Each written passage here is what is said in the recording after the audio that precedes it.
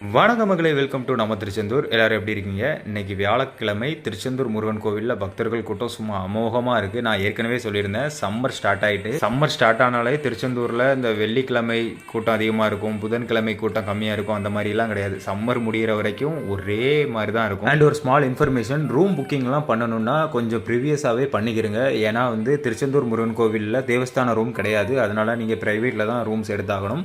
Private rooms எல்லாமே summer time எல்லாமே ரஷ்ஷாக இருக்குது. எங்கே கேட்டாலும் ரூம் இல்லை. அதனால் ரூம் புக்கிங் பண்ணணும்னு நினைக்கிறவங்க கொஞ்சம் ஏர்லியாகவே புக் பண்ணிக்கோங்க. மெட்ராஸ்லேருந்து வரக்கூடிய செந்தூர் எக்ஸ்பிரஸில் திருச்செந்தூருக்கு ட்ரெயின் டிக்கெட் இந்த 1 மந்த்துக்கு அவைலபிளாகவே இல்லை. அப்போ எந்த அளவுக்கு கூட்டம் ரஷ் இருக்குன்னு பார்த்துக்கோங்க. துலாபாரம் பற்றின டீடைல்ஸ் கேட்டிருக்கீங்க. ஆல்ரெடி நான் அதுக்கு வீடியோ அப்லோட் பண்ணியிருக்கேன். மேலே ப்ளே பட்டனில் இருக்குது, பார்த்து செக் பண்ணிக்கோங்க.